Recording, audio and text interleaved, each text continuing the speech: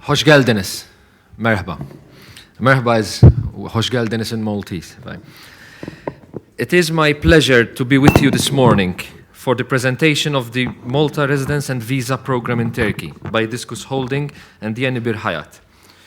Discus Holding is an official agent approved by the government of Malta for this program, and it is an honor for me, personally, being invited by the organizers to deliver a few words on this occasion. Just more than a few words anyway. As many of you are already aware, my country is one of the 10 smallest sovereign states of the world and the smallest European Union member state. However, Malta enjoys a strategic position at the heart of the Mediterranean. While in the past, Malta's strategic position may have been interpreted mostly in military terms, today, the same geographical position offers huge potential for investment and collaboration. Being at the crossroads of the Mediterranean, Malta has always been much more important than its small size would lead one to believe.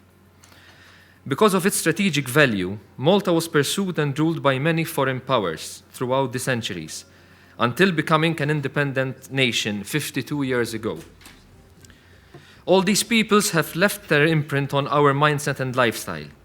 It is safe to say that the Maltese people enjoy both Anglo-Saxon work ethic and also a Mediterranean lifestyle. Throughout our long history, Malta has managed to reinvent its economy, its successes, actually, its own self, by always being innovative in its outlook. Malta is putting its money where its mouth is, by investing in the constant upgrading of our infrastructure, itself another opportunity for investors, and proactively strive to target the right sort of investors. We are aiming high, and this provides for exciting opportunities for the right sort of international players.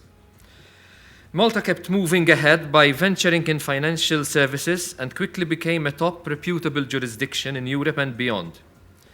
Arguably, we now have one of the most competitive frameworks in Europe, the result of a political consensus that is quite unique. Malta has also ventured into legislating in relatively new areas, namely remote gaming, where we are now the most advanced jurisdiction and a global role model with one of the most sophisticated digital networks in Europe. We are now also using a more innovative approach in other areas, such as logistics, where Malta is to be transformed in the foremost logistics hub in the Mediterranean, joining Asia to Africa, thus continuing on what the Phoenicians started thousands of years ago. All along, we have consistently emphasized our three main strengths. First of all, the high quality of our human capital, which provides for exceptional quality, adaptability, and value for money. Secondly, there is our geostrategic position. The third strength is what we term as our legislative agility. Many a time, countries end up imitating each other when it comes for programs and initiatives. So what is particular about Malta? I venture to say that it is the short legislative distance between investors and policymakers. Those who take decisions are easily accessible and ready to listen, and the system is small and nimble enough to be flexible around the concerns of investors, especially those who might be considered as just numbers in any other country. All this has one underlying theme, namely innovation. Maybe an innate sense of survival, Malta has always thought out of the box. Suffice to say that in our half a century as members of the United Nations organization, we made two notable contributions. The first was the introduction of the concept of the sea as a common heritage of mankind, which eventually led to the establishment of the United Nations Convention of the Law of the Sea, better known as UNCLOS. The second was being the first country to identify climate change as a major global challenge. It is within this context that Malta has decided to move forward with a brave approach to citizenship. We believe that the concept of citizenship is fast evolving, and we want to be at the forefront of this innovation. That is why Malta came out with the groundbreaking Individual Investors Program and recently the Malta Residence and Visa Program, which I am sure you will be given much more detailed information in the course of this morning. Through such initiatives, Malta wants to enhance its competitiveness by increasing and adding up to its talent pool together with our global network. This is the input we are after, because we believe that these are the new borders of a brave new world. I will now step back and let my Prime Minister, Dr. Joseph Muscat, to summarize Malta's clear vision for the future. Hence, I quote Dr. Muscat.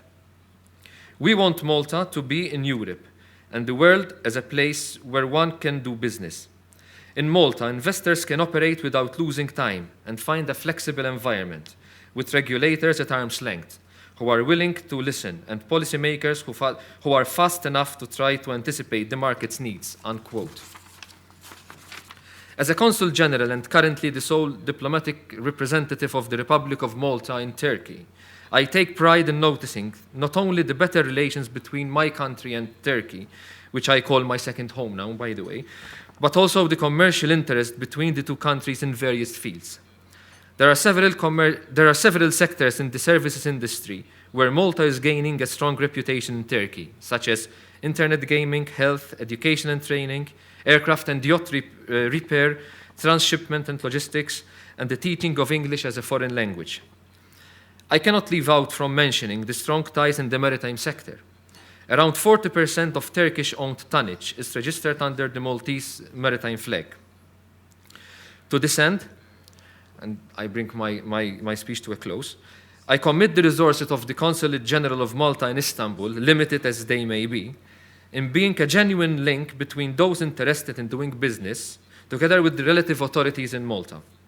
Our doors are always open, our ears are always listening. And at the end, I would like to thank you all for coming and participating in this event. And again, I would like to thank Discus Holdings and the Yenibir Hayat for bringing us all here today. May I add that the Consulate General expresses its willingness to participate in similar gatherings in the future. Thank you very much. Have a good day.